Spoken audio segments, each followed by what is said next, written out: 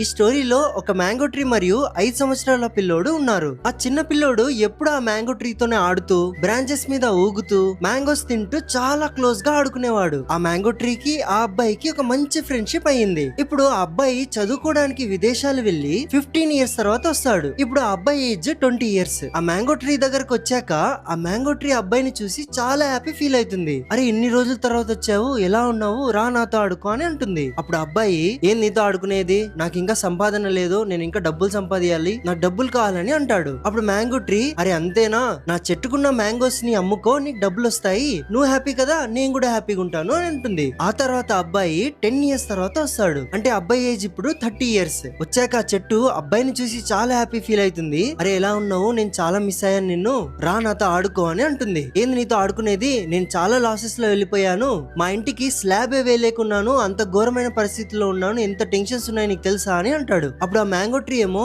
అంతేనా, ఒక పంచి నా బ్రాంచెస్ ని కట్ చేసుకొని తీసుకో, బ్రాంచెస్ తీసుకొని ఇంటి స్లాబ్ పైన పెట్టుకో, కాస్తైనా హెల్ప్ అవుతుంది, నువ్వు హ్యాపీ ఉంటే నేను హ్యాపీ అని అంటుంది. ఆ తర్వాత అబ్బాయి 10 ఇయర్స్ తర్వాత వస్తాడు. వచ్చాక ఆ మ్యాంగో ట్రీ, నేను చాలా హ్యాపీగా ఉన్నాను, నువ్వు ఇన్ని రోజుల తర్వాత వచ్చావు, రా నాతో ఆడుకో, నా దగ్గర కూర్చో అని అంటుంది. ఏంది కూర్చోనేది, మా ఊర్లో ఫుల్ వరదలు వచ్చాయి, అన్ని కొట్టుకుపోయాయి, మా ఊరు నుంచి వేరే ఊరు వెళ్ళడానికి బోట్స్ కూడా లేవు అని అంటాడు. అప్పుడు అంతేనా, ఒక పని చేయి, నా స్టెమ్ ని కోసేసేయి, కానీ రూట్స్ ని కోయొద్దు, నేను చనిపోతాను, నా స్టెమ్ ని తీసుకొని ఒక బోట్ ని తయారు చేసుకో, నీకు ఆ ప్రాబ్లం సాల్వ్ అయిపోతుంది, నువ్వు హ్యాపీ ఉంటే నేను హ్యాపీ అని అంటుంది. ఆ తర్వాత అబ్బాయి 65 ఇయర్స్ తర్వాత వస్తాడు ఆ చెట్టు దగ్గరికి. అప్పుడు కూడా ఆ చెట్టు అబ్బాయిని చూసి, నేను చూసి చాలా సంతోషంగా ఉంది, రా నాతో ఆడుకో, కానీ నా దగ్గర ఇవ్వడానికి ఏం లేదు అని అంటుంది. అంటే ఆ అబ్బాయి ఏమో, లేదు నేను జస్ట్ ప్రశాంతంగా నీ దగ్గర కూర్చోడానికి వచ్చాను అని చెప్తుంది. ఆ చెట్టుకు కూడా ఆ అబ్బాయి ప్రశాంతంగా కూర్చోవడమే కావాలి. ఇప్పుడు ఈ మొత్తం స్టోరీలో ఆ అబ్బాయి, మీరు అండ్ ఆ చెట్టు మన పేరెంట్స్ వాళ్ళ లైఫ్ మొత్తం